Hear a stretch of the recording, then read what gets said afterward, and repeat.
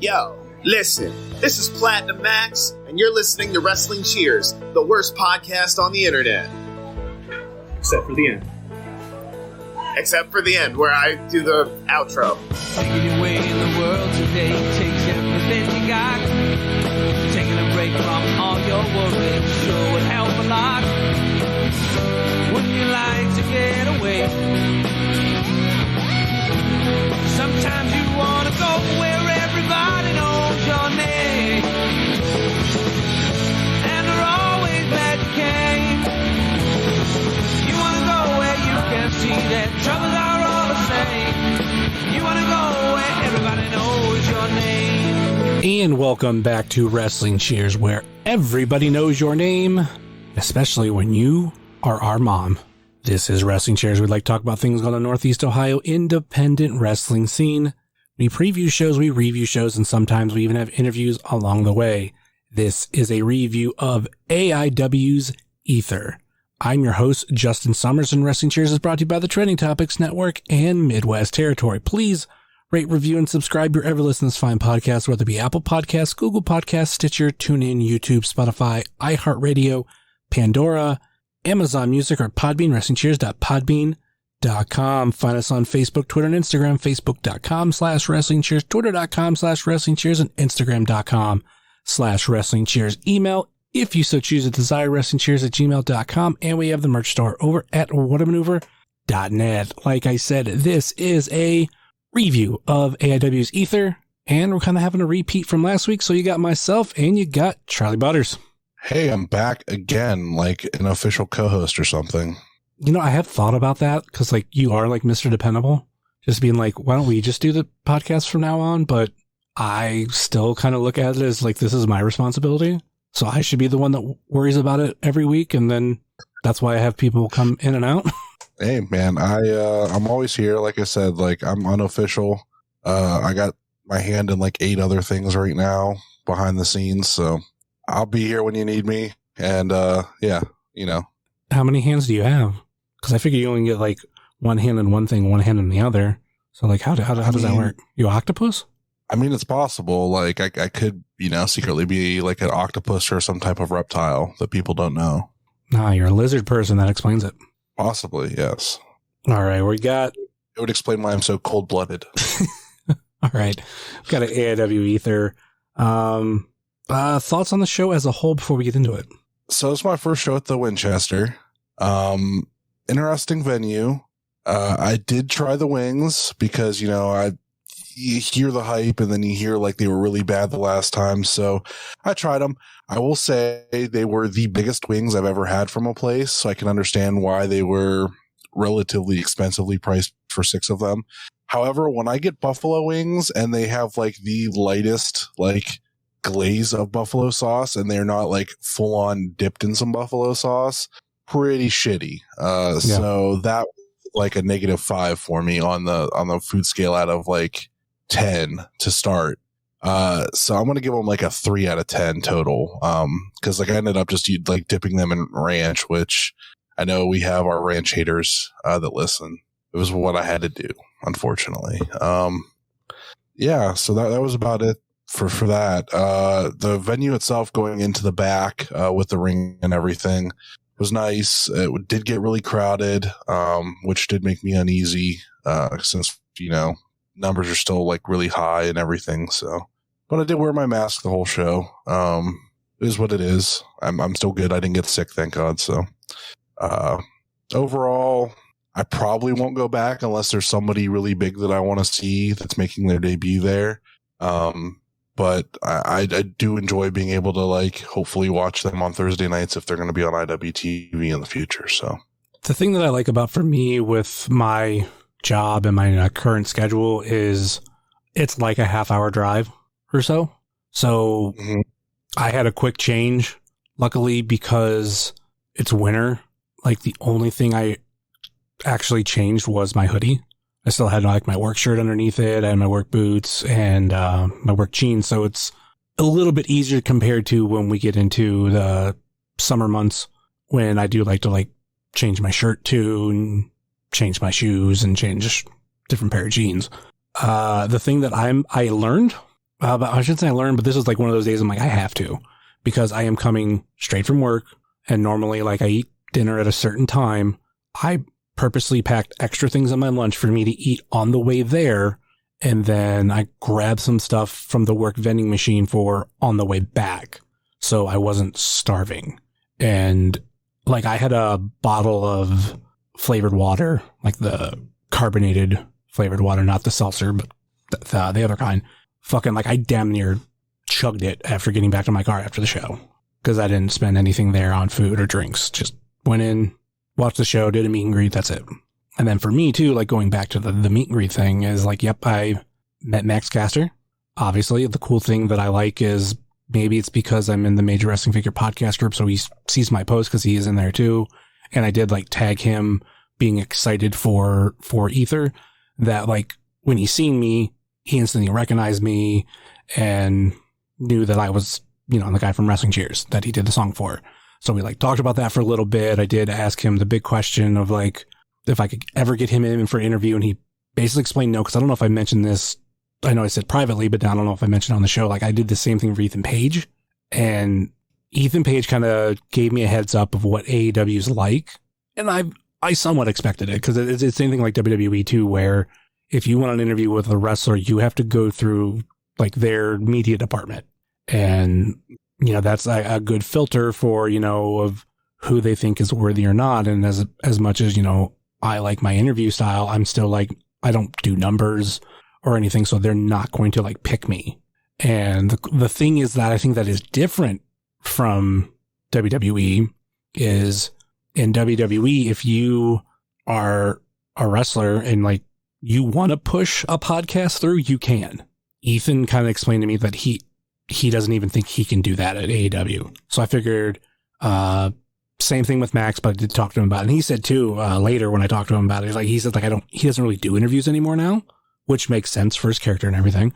But having some time to just like talk to him in general, like I'm a person that legitimately like likes some of his music, like outside of wrestling. Like he's done like, there is an album you can find online that is like an acclaimed album, but like literally like I have a 40-minute drive to and from work, and like when it came out I listened to it on the way home, and like I finished it in 40 minutes, and all the songs were short, so it wasn't as fun. But like he has other songs, and he actually has a song that I always recommend people to listen to. He did a song with an artist called No Thanks, NOTHX, and it's on like a 3-song EP, and he has like the first verse in it, and it's good. Like I think a lot of people that I wouldn't maybe necessarily agree with music taste or rap taste, they would like it too. I forget the name of the song off of the top of my head, but like all three tracks are good. And like I love Max's verse, and he explained to me too, which I thought this was cool. That song was actually recorded in like 2012, but it wasn't put out officially until 2015. And then that's when like No Thanks got a hold of it, and he was like, hey, I'm going to actually like put this song out now. So I thought that was kind of cool. But obviously, if you've heard this episode, you started from the beginning and listened at the intro, you know that I did get a soundbite from Max. He tried to bash the show, but then I pointed out to him that, yeah, you're also at the end of every show. So he had to like highlight that part. But that's the only meet and greet or anything that I did. There's one that we'll get to later on because they were a surprise. And, you know, if you know anything about me when it comes to AIW, if there's like a surprise, like those are always fun. So one surprise, last minute replacement, and fucking I got excited. It was great. And obviously you didn't really do any meet and greet or anything. No, I went over and bullshitted with the production, and that was about it. Your norm. Yeah, my normal, you know. Oh, and I did stand with Calvin and make fun of Casey Carrington for a minute, so that was kind of funny. Casey kept asking for security, and I was like, you're a wrestler. Why do you need security? Be a man. Calvin who? Calvin Klein? Calvin Klein was there? Yeah. Oh, Tankman. I didn't see Tankman there. Oh, my. All right, let's get to the first match. And I'm not going to use this one this week, even though I'm going to use it right now just to play it. We'll go with the classic. Ether started off with Big Twan Tucker versus the Weirdster, Evan Ambrose. And do we want to get into the fact now? I didn't tally mine up, but this was the beginning of a bad night for picks for you. Yeah, I went 3-6. So yeah. And then the 3-6-1, because technically you can't count the unannounced tag match. But true. Yeah, I mean, it was rough. It was real rough. And it started with this match because nobody expected fucking the Weirdster to pull it off. But I will say this, and obviously I could say it now in hindsight, and people can be like, "Oh, you're making it up." But there was something about all right, last time we were at the Winchester, or not the Winchester, one of the last times we seen the Weirdster was versus Isaiah Broner, and fucking Broner mopped the floor with the Weirdster. So looking at this match, it kind of felt the same. And it's oh, it's going to be, another kind of match like that for the Weirdster. But something told me, nah, that's what it's supposed to look like, but fucking Weirdster is going to pull it off. But I doubted it. I was like, nah, fucking Big Twan, Big Twan making maybe a little comeback. We'll see him on more shows. And no, the match was only fucking 2 minutes long. Pulling up cage match, it was officially almost 3 minutes, 2:50. So yeah, fucking the Weirdster fucking pulled it off. Yeah.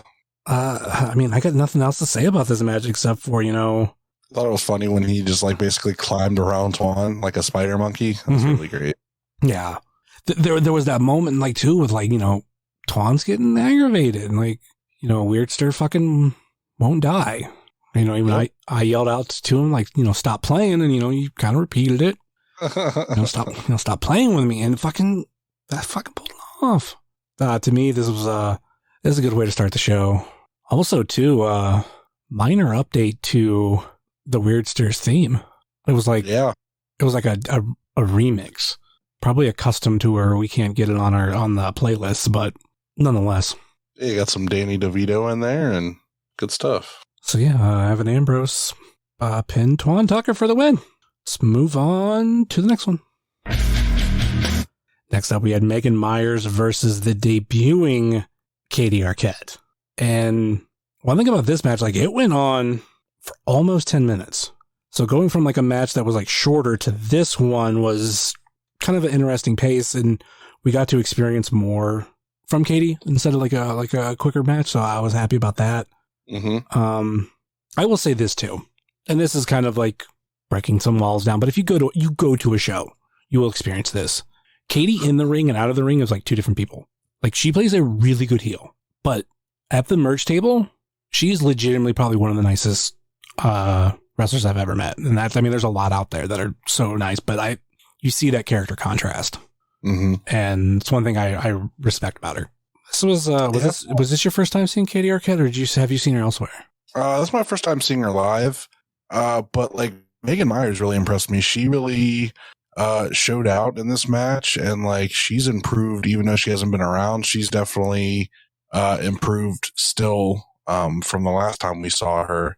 And I thought she did great. I mean, Katie was okay, but Megan really impressed me. So. Yeah, and we've had the benefit to, or whatever, of we haven't seen Megan since end of July, if I'm correct. It was the Ashley Bueller show. I think that was in August? Maybe it was the end of July. Oh, it was mid-August. In my head, I was thinking it was towards the end of the month, end of July, but no. No, I'm looking at the wrong thing. No, I'm right. Yeah. I looked at the North Canton Street Festival, and that was mid-August, July 31st. Okay. So we haven't seen her since. And what even was that match? That was Riley Rose versus Casey Carrington versus Frankie Flynn versus Megan Myers. I want to say, that was the last time we saw Frankie Flynn. Yep. I don't really have much else to add on this match. But it does seem like we are really adding to this division more and more. I hope Katie impressed enough to come back. Maybe it is more Winchester shows, because I feel like a part of this card was pretty Pittsburgh heavy. Well, they talked about like having different carloads from different regions too. So, I mean, this time it was them. Maybe next time we get people from the South and from the Midwest, or from like further east. Like you never know, like where they could come from. So, I'm definitely hoping for like a Southern carload with possibly guys like Adam Priest. I think that'd be really cool. That would probably get me back to the Winchester. But yeah, I'm wondering if there's going to be a new talent initiative this year. If there is, I already told Jayhawk yes to do it. So yeah, because he could have definitely been on this show. Because I don't know, like, is that something that we would still do with COVID or not? Like, obviously, AIW will let us know if that's happening, but normally it happens roughly this time of year. I think last time, 2 years ago, was March. I think Your show. What's that? It was the last show before COVID shut everything down. So it was the February show of 2020. I thought it was early March. March is when everything shut down. So mid-March. Because we had Gauntlet coming up and we didn't get that. So you're right. It was the 22nd of February. Yeah. The one was the one before that roughly this time? I want to say it was early because I remember it was also February. Yeah. Literally one day later on February 23rd. God, there's a lot of great debuts in a lot of these matches. Looking at both of them. But anyway, so obviously it's not happening in February this year, if it's happening, but I'm under the impression that a lot of things are changing this year in AIW of like when we're used to having stuff. So it could still be in play for a different time of year. Because maybe too, having a new talent initiative in the middle of February when weather can be pretty bad, as we're recording this on a day that we both had snow days. And granted, this is only January. So yeah, maybe having it at a better time of year would help. Maybe. So yeah, I love seeing some new faces in AIW. And for this night, this was just tip of the iceberg. Well, this match also put me at 0-2. So. Yeah. I thought a debut win here from Katie would be pretty awesome too. But yeah, Megan pulled it off and pinned Katie for the win. Let's move on to the next one. Next up, we had the Von Englands, Sid and Eden versus Bulking Season, Chuck Stone and Arthur MacArthur. And this was another fun match. So there's just something about watching like Chuck wrestle. He has improved so much since the beginning of last year. And that's not a knock towards him. I'm not saying like he was bad, but like there's just like he added, I think, more intensity. Simply that. And now like I look forward to a Bulking Season match. And like, I mean, there's nothing against Arthur. I think Arthur's great too. But there's something about Chuck. And if Chuck does not get a Haas boot match at one of these shows, I would say that I would write, but I won't. But he needs it. Fuck, he should probably be the one that beats the Duke for the boot, but we'll see. Thoughts on this match? Going in, I kind of figured we'd get some USA chants, so we did get those, which was fun. The Von Englands definitely do a very good job of playing heels. I mean, this was kind of what I expected out of the match. It was, it was a decent tag match. There was lots of stuff to keep you entertained throughout. And now I'm 1-2 because I predicted this one, so we're good. Oh, so that means, because I don't know where I was, so this makes me 0-3. I know I picked Von Englands. Are you sure? I thought you picked Weirdster. I'm going to have to go back, but I thought I picked Twan. Oh, maybe. I don't know. Okay. I'll review it later because I know it roughly where it is on the recording. That was early in the episode, I believe, because we did it in reverse order of how they were released, like the matches were announced. Right. It just kind of made it easier for what I was doing. So I know that was one of the last matches announced. So it was early in the episode, but I swear I picked Big Twan. So if that's true, I'm 0-3 at this point. The thing that I love about the Von Englands, like I do have a fandom for a lot of things British. And if you can see Sid elsewhere, like he has shown a lot of different sides. Like I think the first time I saw him in a singles match in person because I think this was after Go for Broke. He showed a more of a comedy wrestling side, and I loved it. I think he showed a little bit of comedy wrestling at Old Wrestling too, but he can also show this more serious side. And I don't know. This is just me being nitpicky. Like, it's 2022. Can we stop like pro USA chants? Because I saw the other shows with the Von Englands too, and I think I made the joke was just like, yeah, but how many of these people have Confederate flags at home? Like, yeah, you're pro USA, but not all the way. I don't know. It's just, I don't know. When we do the like USA versus UK thing and we like go to that, I'm like, eh. And this was definitely one of many matches where the crowd comedians were out like crazy. Like, this was maybe it's because we're in like a smaller venue and everything, but it just seemed horrible. And I know Reese is half the problem too with it, because I know he said he was very vocal crowd comedian in this one. Yeah, it really became noticeable in the last match, but then like as it went on, like there was a couple of times, but I just ignored it best I could. So, did you enjoy the new facial hair of Sid Von England? Did you enjoy that? You mean the lack thereof? Yeah. No. I did make a comment to him afterwards, like, at least it's growing in like quicker than me, I should say, but like it's growing in at a decent pace, like, because he might have shaved it around Christmas, so I'm thinking it might be a little bit closer back to normal at the next show. Did you check and see if he shaved his chest hair too? I did not. I could have asked him. And yeah, definitely could have. Supposedly, I won't know until a couple of weeks. But if I'm correct, the Von Englands might have brought me home some jelly babies. So I'm really happy about that. They said they had them, but they were at home. I'm gonna have to call the FDA and get them involved, because those are illegal here. So we're gonna get them deported back to the UK. No. They're illegal to sell.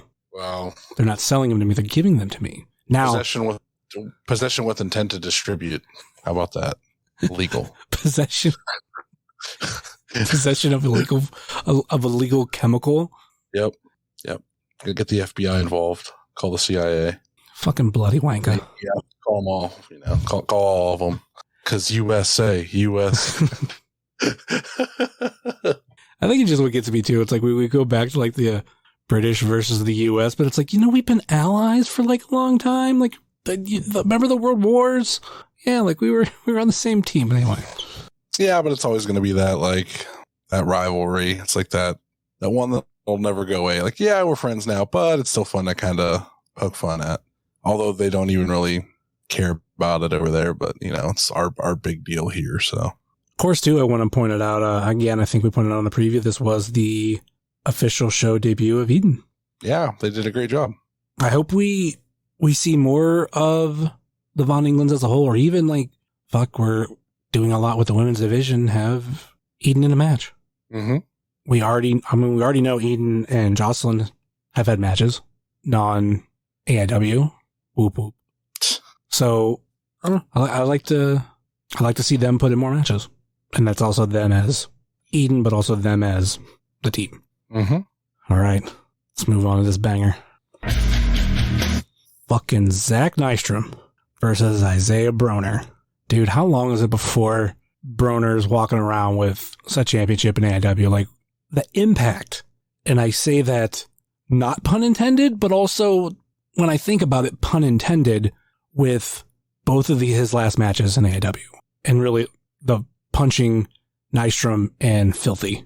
Like, I mean, it's starting to become a pattern and a signature. So yes, Nystrom had him sort of scouted though. Like, he scouted that F5 and was able to counter out of it, but he didn't counter that clothesline. So, and since I know Isaiah does listen, I want to throw a shout out to him for the gear. For those who didn't recognize or didn't pay attention to it, he had Martin Lawrence gear. Yeah.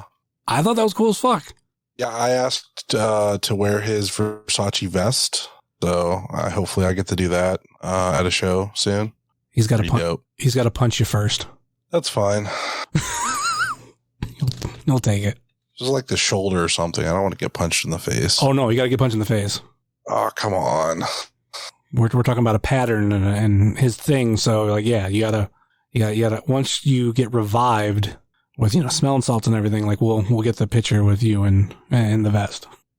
Be great Patreon content for IWTV Guide. Yeah, I don't know about that. But yeah, I don't think we'll ever do Patreon for IWTV Guide, honestly.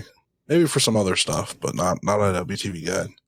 This also too was a match where I was scared of the ring, because when one of them hit the ropes, like, oh fuck, it was scary.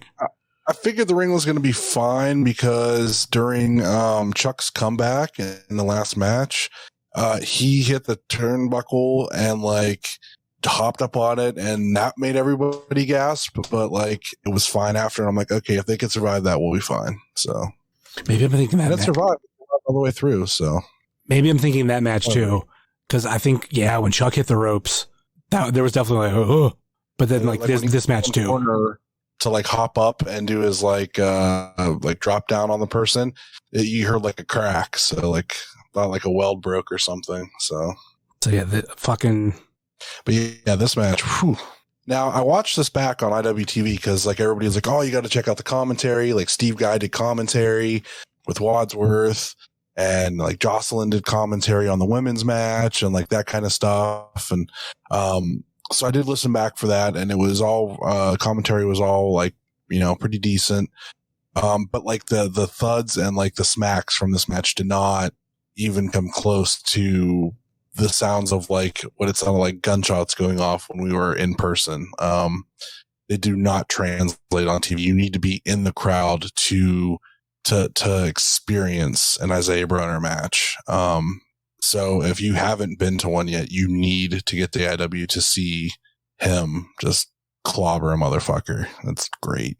Yeah, I got nothing else to add on this one. Fucking great match though. I thought Zack Nystrom did a good job. He played counter to a lot of Broner's stuff, and I look forward to seeing him again. Like he's starting to grow on me. I think he's definitely got a big future too. So props to him. I'm hoping we see Zack Nystrom and his tag partner, because I know he was there. We've already had an introduction of one, whether the Man Dime will get a singles match or whether, you just put him with Nystrom and throw him in the tag division. Still waiting for the moment that we officially enter Broner and Jocelyn into the tag division. That would potentially become my new favorite AIW tag team. The tag division's pretty deep right now. I don't really think we need more tag teams. All right, let's move on to the next one. A match that we kind of thought was going to be the main event, but instead it went on before intermission, which is still a good spot. Derek Dillinger versus Platinum Max Caster. Thoughts on this match? I thought the opening was good, especially with the way that it was shot, where he was outside the ring, Max Caster, and Derek threw Ziggy on him. Thought it was great. The back and forth between them was good. Derek using Ziggy as a weapon before the bell rang was good stuff. That was, this was a highlight reel for both guys. Derek really got to show everything he had, against Max, hitting like all his moves. Like it was good stuff, man. Like he hit everything, he even hit a moonsault in the match, which I thought was going to be the finish. Unfortunately it wasn't. Max decided to cheat to get his win. So hopefully they run this back down the road, and we see the reverse decision. I'd love to see Max back in AIW. I don't necessarily want to see him against Derek. I mean, if anything, the thing that like I was talking about on Twitter before is I want to see Derek in Creative Pro. Hell, it was mentioned last week on Twitter, like who could be another member of the production if they were to add somebody. I'm kind of like halfway behind the idea of adding Jay George, another director, a little bit different styles. But I will say when it comes to adding another member, I don't know if I want it to be male or female, because I could see Jay George, but I could also see like Katie Arquette being added. All right. And I think both fit with the production. I also want, and I think I said this on Twitter, I want Colby Red, have the other original production member come back. Probably won't happen. Somebody took a picture of him recently. He looks like $1 million. So I think the issue with him is he's not 100% committed, because like I've seen him come in and out of wrestling since the production, to where like you don't see him for a while and then like he pops back up for a little while. And it could definitely be just a life thing to where he has a lot of other things going on. And he tries to fit it in where he can. Okay. But those are like the three of the people that I would love to see out of the production. But all in all, this was definitely like a great time to show what Derek has going up against somebody who is on the national audience level. A lot of people know who he is. We talked about it last week. Didn't pick up the win, but it's going to be one of those things that we're going to look down the road, hopefully one day, and go, yeah, like this was a moment that really shot Derek up to another level. Yeah, that put me at 2-3 for my win-loss. So didn't get any better for the second half of the night. I am also 2-3 because I know we both picked Broner. No way I'm not picking Broner. And then I picked Platinum Max. Yeah, you did. And I brought it to the show, it wasn't my car. I did have a cherry Starburst C4. No cherries in the production. Summers, come on. Well, I'm not in the production. Yeah, you'll never be with that kind of attitude. Cherry's great. I do want to try that Skittles one, though. Like, I am not an energy drink person anymore. I've been off of them for quite a while, but I would like to try that Skittles one because I like Skittles. I've been looking for it. My Walmart never has C4. The only C4 they have is like the powder, not actual C4, but mixed in with like protein shakes or whatever, like the energy powder. And then I always go to my Giant Eagle always has C4. Like for a while, like that's literally the only place I ever seen it. Mm-hmm. I looked everywhere. I double checked some places like where they might be because sometimes they put it with energy drinks and then sometimes it's with health food stuff, or not health food, but like pharmacy area. Nope, didn't have it. And I saw Eric Stevens said I think he got his from Walmart. And for me, that's crazy because I've never seen C4 in Walmart. So that is on my list of like trying to find it. I just checked Speedway today as I was an idiot and said like, I know it snowed a lot, but I was also an idiot earlier today and warmed up my car for like over an hour before saying, you know what, I'm not going into work, and decided to go fill up my tank because I was on E at that point. Got stuck on my way coming home, like trying to get back into my parking spot, but I checked my Speedway, which is like, there's like, there's one really close to me. They didn't have it. I'm going to check some other Speedways. I'm going to try to check maybe at Get-Go and Sheets soon to see if I see them pop up. But Eric's review was kind of underwhelming, was his opinion. Like, it was good, but not as good as he thought it was going to be. Still, it's always worth a try because I might like it better, as he would say. The Mountain Dew flavor where they used the Skittles was really fucking good. And the last one with the Smarties was really good too. So if it's similar to those, I'll be really happy. Did they officially announce that it was Smarties? No, but it was Smarties. Like, there's no way it wasn't. I had enough of them that. Smarties or Sweet Tarts? Which, like, those, to me, like, those are very similar, except Sweet Tarts are obviously like a little bit more tart. Yeah, I don't think it was tart enough to be that. I think they were just Smarties, but that's just me. Yeah. Maybe next year we'll get Sweet Tarts and then we'll really know because it'll be tart. So yeah. We'll be like, oh, okay, this one was this. Okay. Like, I remember, I loved the Skittles one. Like, that's the one I could not get enough of. Like, as soon as I tasted it, I was like, ooh, this is fucking Skittles. And like, I drank the shit out of it. And I didn't necessarily drink as many Voodoos this year. Because I'm like, once we narrowed it down of roughly what it was, I was like, okay, I've kind of lost some of the fun. I still think I had a couple more. And I think, which I am in the minority, the gingerbread one was decent. I thought it was all right. My aunt, I go to my aunt's like usually on Sundays for like our, a dinner because we're Italian. So like she would always make sure she had Mountain Dew for me. Well, then she found out I liked that one. So she always made sure like during the summer I have my Baja Blast. Then during the Halloween season, I have the Voodoo. So like I had like one item once a week for like 3-4 months. And then she's like, I can't find them anymore. I was like, yeah, because it was limited to Halloween. She's like, oh. And then I found a whole bunch like literally the same day at the dollar store. And I'm like, I'm not worried about it. Yeah, but for me, the gingerbread one was perfect for like Christmas. Like, is it something that like come like the middle of summer, I'm like, man, I really miss that. Like fucking Voodoo 2. Am I like, man, I could really go for another gingerbread? No, like, but for like around that time, especially like I saved one for Christmas Eve. Like to me, I'm like, that was perfect because like it actually had like, because of the gingerbread, it tasted like today, so I'm fine with it. There's a lot of hate on that flavor. Yeah, I thought it was fine. And not something I would drink all the time, but I had one. Before we move on to the next match, it was Platinum Max pinning Derek for the win. And speaking of hate, AIW returned from intermission with 9 to 5 coming out with a presentation, and they brought donuts. That were apparently very moist. Were they? I heard some people got them, but...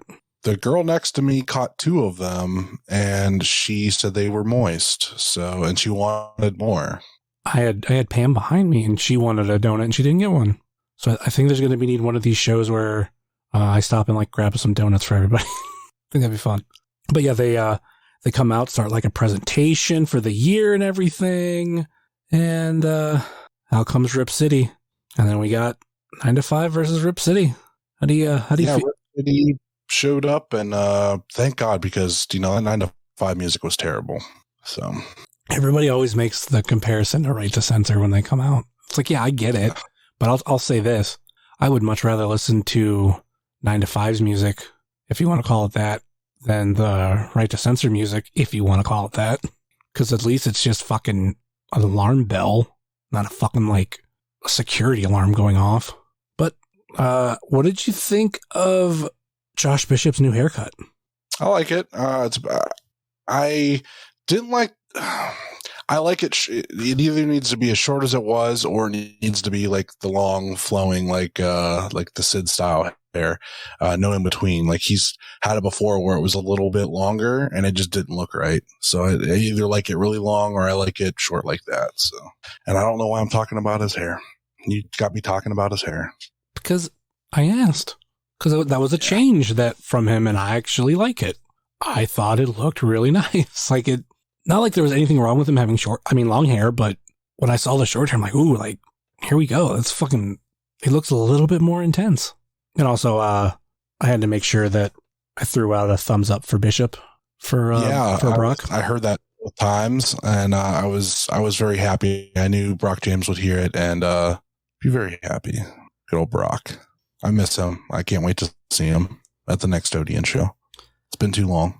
The first time I did it, Pam was like, oh, I just made a comment about that. Like, I wasn't listening to her. So, like, I didn't necessarily pick it up, but I just kind of, like, thought, like, oh, shit, like, we don't have the thumbs up for Bishop. So, like, I waited a little while longer, and then I looked at Pam, and I was like, ready? 1, 2, 3, and we yelled it. But, yeah, this will kind of go figure exactly how you thought it was going to go. Rip City picking up the victory. Wes pinning Lewis Linden. In a way, too, like it make Rip City look like stars.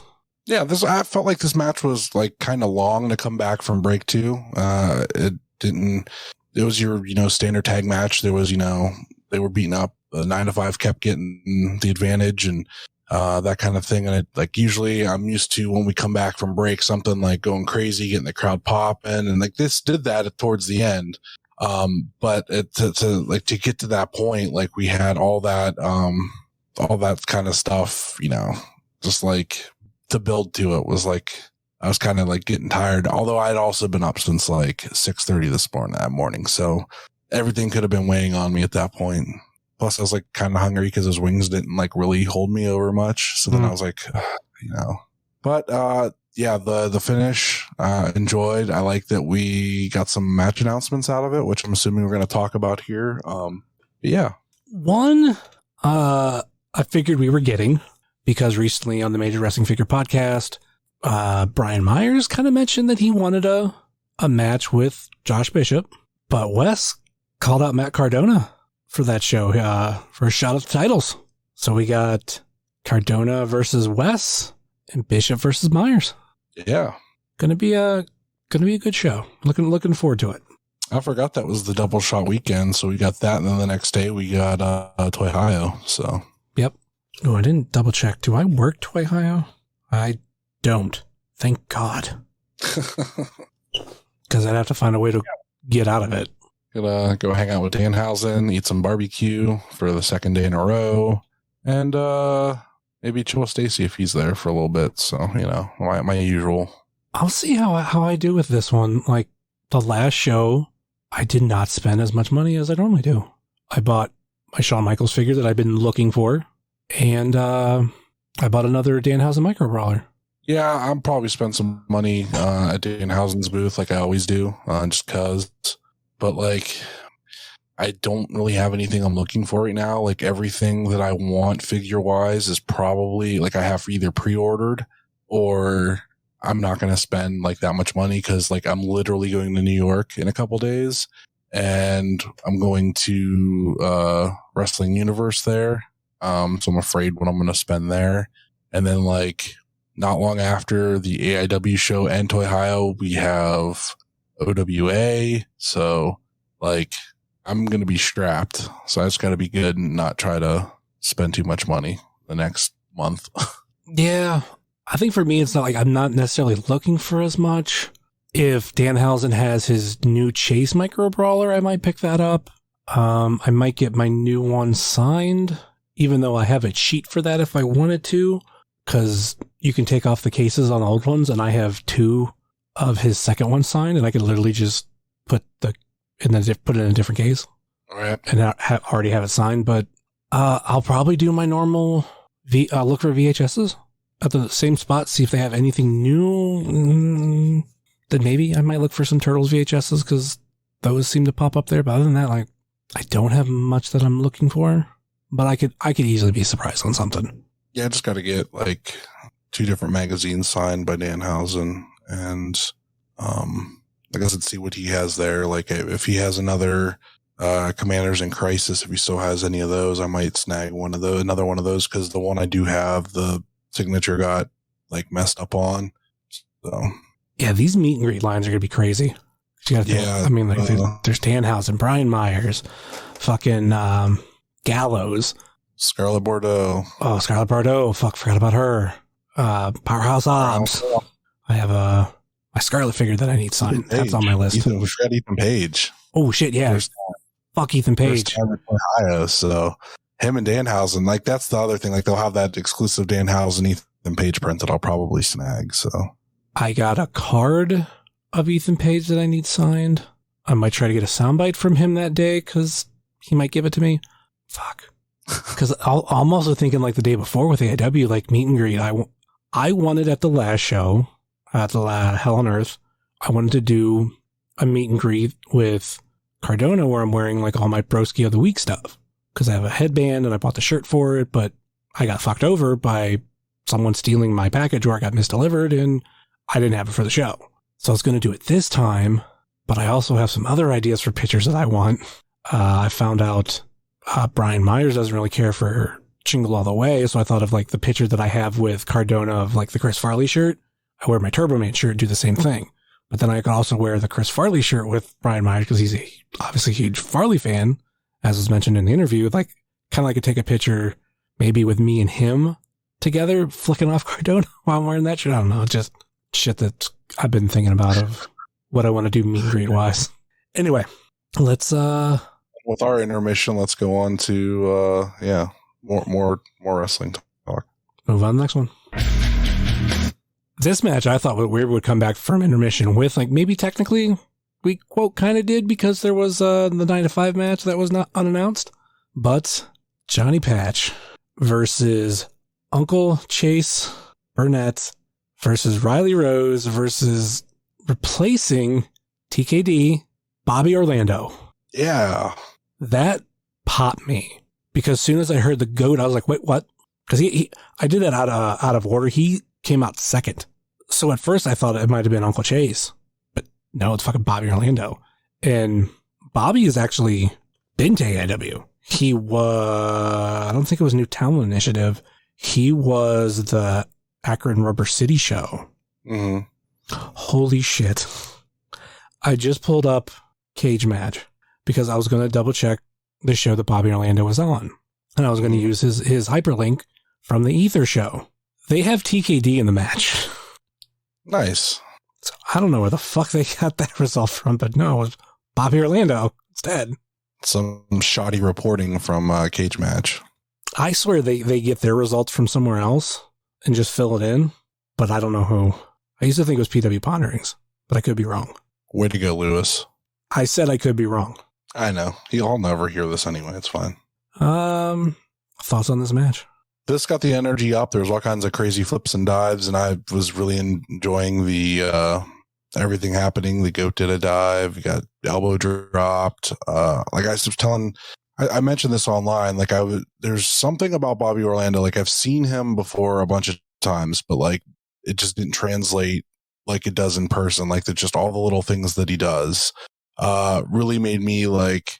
He really looked like a star in this match. Like everything he hit, the way like he reacted to stuff, like everything came off great. He really impressed me seeing him live. Riley Rose showed out again. Like he had, his great stuff. Chase Burnett really did a great job. He hit that really crazy looking pile driver that really popped me. And Johnny Patch got the win, which surprising. Like, yeah, I guess he is technically Mr. Winchester, as they were calling him. So, maybe we'll start seeing him on other shows eventually. Did I make a reference to calling him Mr. Winchester in the preview? I think I heard it on the AIW podcast, honestly. Okay. Because I know for me, I associate a lot of these recent Winchester shows with him in a good way. So I couldn't remember if I said something, heard something, because I haven't watched or rewatched the show to hear the commentary. And I was right. Bobby Orlando was at the Rubber City show, which were you at that one? No. I didn't start going full time until 2019. Yeah, 2019. Because I think I was like at Hell on Earth 2018, and then I started going full time in 2019 to all the main shows. I didn't go to the Winchester until recent. Trying to see if this is who I think it is. Who he debuted against, because he was in a tag team match with CPA, so obviously I know it's CPA, but who he faced. No, I think it's a different tag team. They faced a tag team called The Industry, and I was thinking The Infantry. Yeah, it seems like they don't really get out of probably like Texas. Anyway, because I thought that'd be crazy because we're going to see The Infantry at OWA going against the main event. I loved Uncle Chase. Like him and Bobby just stood out so much in this match. And Chase is somebody I want to see more. I want to see fucking more of him. Yeah, it's nice to have comedy and like back in AIW matches. Like that's something we've been lacking since Danhausen's been gone. We don't see it that much anymore. And I really, really like when we have comedy mixed into our wrestling, not just hardcore stuff. Yeah. So yeah, that those two really stood out. Riley Rose, and Johnny Patch has shown what he can do. And it was, him pinning Uncle Chase for the win. And if I'm correct, did Uncle Chase get a please come back chant? I think him and Bobby Orlando did. Earlier when I talked about meet and greets after the show, I went and got a picture with Bobby Orlando. Because I've learned through all these years of going to AIW shows, like if an opportunity presents yourself to get a picture of somebody, try to take it. And I will admit, I think the only one that got a please come back was Hoodfoot. I don't remember if they got one in the 4-way. I can't remember. Well, I hope they do come back. Yes. Definitely Hoodfoot. Definitely fucking Hoodfoot. But I think these two, some more scramble matches or whatnot could be so much fun. But yeah, like I said, after the show, got the picture with him and try to get pictures with wrestlers. Don't regret it. Because I will admit, like, I don't have a picture with Filthy and I need one. And I don't know why. There's so many wrestlers that I'm like, I'll get them next time. Or like, I don't place them high on my list at like that particular point. Like maybe I'm getting pictures with everybody else. But I've seen Bobby a couple times. I think the last time we seen him was at a company that's no longer around. So seeing how that was a couple years ago, it's like, fuck, he might not come back here. Because he's another one. He's a Creative Pro guy. And I want to see more Creative Pro guys. And I don't know what I'm getting out there. So that's why I got it.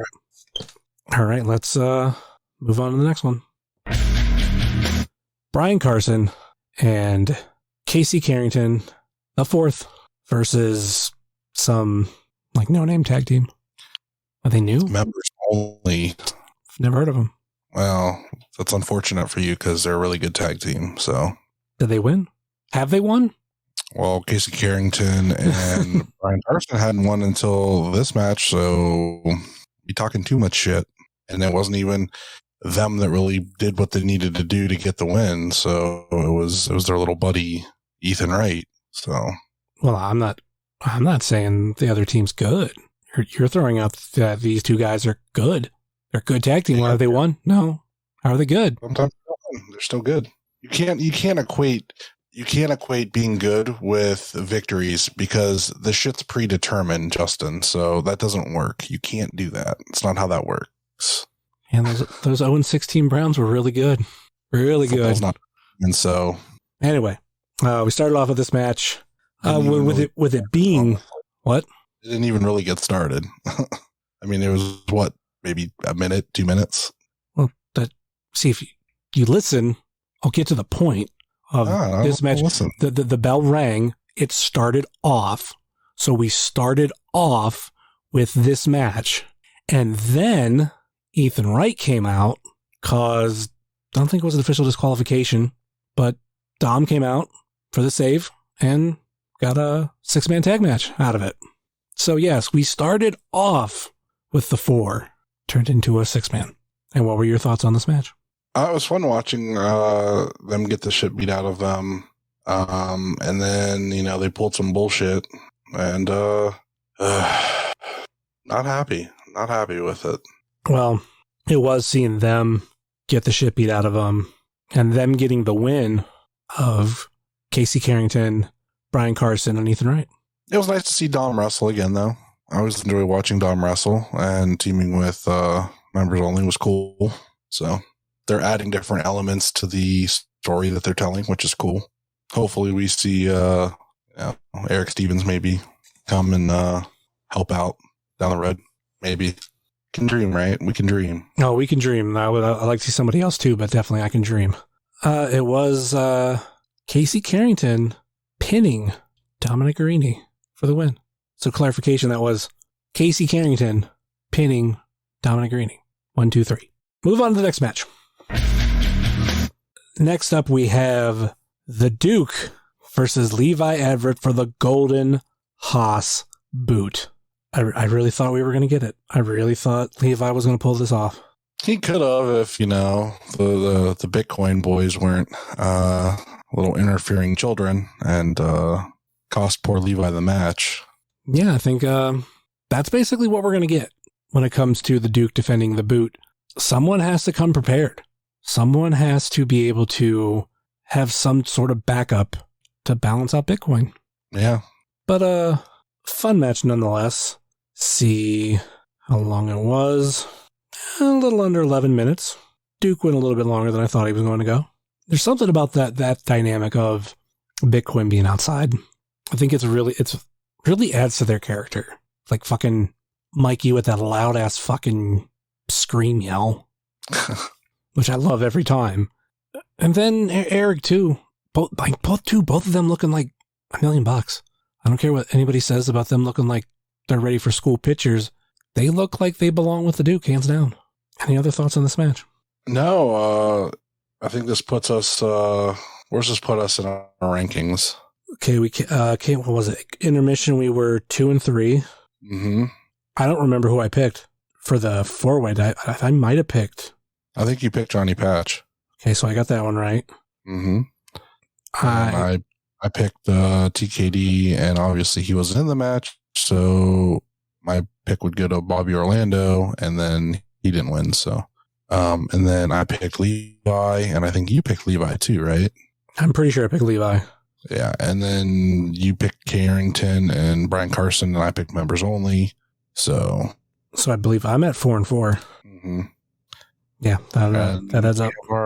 Our main event. 4, 4, and 1, technically. Yeah, but I don't even count the unannounced match. You can't pick on something that's unannounced, so it doesn't go as a wash. It's just like from our picks, Just like if you were to pick football games, but you only picked like certain ones, like the ones that you didn't pick won't count against you. It's just like you, in your picks, you went blah, blah. So currently we're 4-4. You're 4-4. I'm 2-6 going into the main event. So yeah, it was the Duke, Penn and Levi for the win. Let's move on to the main event. Kaplan versus the motherfucking Hoodfoot, and it was announced that it would be held under intense rules. it's the only way to do it. Fuck yeah. This, as much as I would love to have seen Derek and Max be the main event, I'm fine with this being where it was. And it really fits the craziness that we get in the Winchester. We forgot to mention too, during the fucking 9-5 match, when Wes threw, I think it was Lewis Linden into the wall and fucking put a hole in it. Yeah, that did happen. Whoops. It reminded me of the Walk This Way video. I was waiting Steven Tyler to pop out and sing a verse. But yeah, this fucking match was crazy. And fuck, I love it. I think Hoodfoot proved that he fits in the IW. I don't necessarily say he belongs, but he fits. And we want him, and we accepted him. Hopefully this is just the beginning for him. Yeah, I mean, dude, there's so many dream matchups with him now. Like, when you think about it, like, that I'd love to see him go up against in AIW. Like, Hoodfoot and Bishop would be insane. I mean, just looking at people on here, Hoodfoot and Broner would be awesome. Hoodfoot versus the Duke for the Golden Boot. Hoodfoot against Derek Dillinger. Like, holy shit, all those matches will be dope. But fucking Crazy Man Kaplan, he is ready for that intense title. He has been going fucking crazy. And, honestly, he's really picked up where, you know, Justice hasn't been around. He has been the intense, wrestler of the moment that is, you know, gunning for that belt. So, I mean, Kaplan versus Cardona could be a thing we see soon. Maybe. I think we got, at least for the Haas boot, we got a nice contender list going of people who would love to see go up against the Duke. Like fucking Hoodfoot, Broner, Chuck Stone. That's just people that we've mentioned on this episode. There's more. Shit, yeah, Kaplan could go for the fucking Haas boot if you wanted to. And I don't think, even with Bitcoin, I don't think they could do enough to fucking stop Kaplan if he really wanted it. Any thoughts on this match? Like, I thought it was great. A big chunk of it took place right in front of me out in the crowd. So That was cool. I took several chairs to the legs this night. And I would do it again. So, other than the whole ground being slippery after their beer fight, that's really my main thoughts, man. This match was just fucking wild. It was exactly what we expected, a wild brawl, like them starting off in the ring and everybody just chanting AIW from the start. And then like the spear to Hoodfoot, from Kaplan to the outside through the ropes was fucking wild. And then it just got crazier from there. Just kept amping it up till the end. Yeah. And it was Kaplan pinning Hoodfoot for the win. And like we kind of mentioned earlier, Hoodfoot got a welcome back champ. Not welcome back. Why did they put welcome back? Please come back. No one pointed that out on my tweet that I fucked up. Summers edit that. If I could only edit the tweet, because I actually wrote gets a welcome back chant, because I'm trying to tweet and everything going on. I told you, man, you need to be like, you need to pre-prep the match announcement tweets so you don't have to worry about it as you rush to try to get the next one because you know the next match is coming. The way you could take your time doing the who won is, you know, outside of like a match not being announced, like you knew the 9, so you could have like got all those like put ready in your drafts. In your drafts, and then that way you just gotta hit it and boom boom. There's a part of me that, number one, likes to tweet them out in order, as in the next match tweet always is tweeted of how they came out. But then there's also the fact of, which granted, easy edit, card subject to change. Like, oh, TKD, nope, Bobby Orlando. Which, you know, easy edit, but also too, this was at the end of the show. So add in like me being tired and everything that I knew I meant please come back. Yeah. But yeah, Hoodfoot got a please come back chant. I mean, it's not like people read these tweets like they used to. Because, I mean, I remember many times tweeting out like maybe the wrong person. Or I think one time in a tag team match, I tagged the same wrestler twice for a team. But now we have IWTV and people doing gifts and everything where, yeah, like these tweets are getting swept under the rug. Not as many people are paying attention to them. But anyway, any final thoughts on the show? It was a fun Thursday night. If I ever do another one, I'll probably have to call off on Friday because I was so tired trying to go to work the next day. I could barely keep my eyes open to get to work, and I was miserable all day. So that was a learning experience. If I go to an AIW show, I usually need like a 10-hour nap after to recoup. So there is something that I've always said that, at least for me, when it comes to most wrestling shows, that I feel like the next day I have a hangover. Because like, it's just that same feeling of a hangover. Granted, it's not necessarily about drinking or any of that, but being a part of those type of shows and atmospheres, and then like the next morning, you just kind of feel hungover. And I've heard many people call it a wrestling hangover. And to have to go to work the next day sucked. Luckily, it was only Friday on a week that I didn't have to work Saturday. So I was like, great, I just have to get through Friday. And Friday wasn't too terrible for me. So I've had worse during the week of maybe not getting as enough sleep and then literally have it be a 2 energy drink day for me when I know I shouldn't drink that second one. But it's like I need something because I'm just dragging ass. Yeah. All right. Final thoughts, last minute plugs before we go. Check out If You Catch My Grift. This week we did an episode on the $1 Million Man, Ted DiBiase, and his whole shitty family and how they've scammed the government and poor people out of millions of dollars. IWTV Guide this week had CPA on. And so if you want to listen to Jay Gold and CPA, ignore Jayhawk and just talk for a really long time, check that out. I'm kidding. They discussed a Creator Pro show. It was very good. I edited it this morning and put it out since, I had a snow day as well. You could follow me on Twitter at Charly_Butters. That's all I got. And of course, you can find myself at JSummers330 on TikTok, Twitter, and Instagram. Much like you can find this show on Facebook, Twitter, and Instagram. Facebook.com/WrestlingCheers, Twitter.com/WrestlingCheers, and Instagram.com/WrestlingCheers. Email, if you so choose to desire, WrestlingCheers@gmail.com. And we have the merch store over at whatamaneuver.net. Like I said earlier in this episode, please rate, review, and subscribe wherever you listen to this fine podcast, whether it be Apple Podcasts, Google Podcasts, Stitcher, TuneIn, YouTube, Spotify, iHeartRadio, Pandora, Amazon Music, or Podbean, WrestlingCheers.podbean.com. Check out our friends on the Trending Topics Network, such as All Beer Inside, Eurovision Showcase, Spanish Announce Table, and Wrestling with Altitude. Check out our other podcast friends, such as Pod Van Dam, Super Fantastic Podcast, It's Evolution, Baby, The IndieCast, Sobros Network, Biff Radio, Game Marks Podcast, Powerbomb Jutsu, Spotlight Series, Fully Posable, Doing the Favor, Positively Pro Wrestling, IWTV Guide, If You Catch My Grift, At Odds with Wrestling, Best in the World Podcast, Marks with Mikes, This Ends at Prom, and Porch Talk.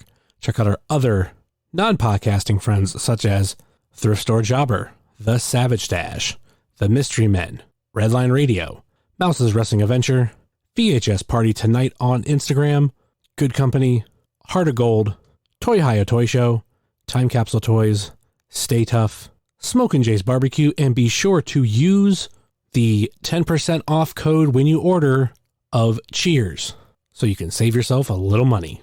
Wrestle Void, Midwest Territory, Southern Underground Pro, and the official graphic designer of Wrestling Cheers, Moy Boy Designs. That will do it for us here on Wrestling Cheers, where everybody knows your name. And please come back, not welcome back, later.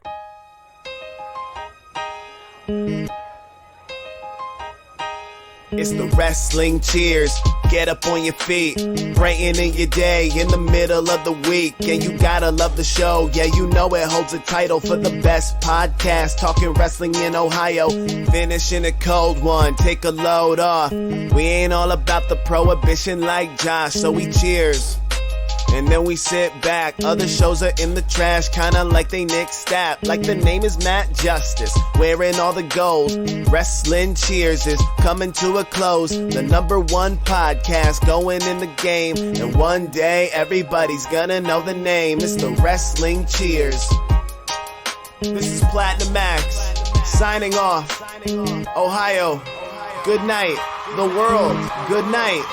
We love you. We'll see you next week.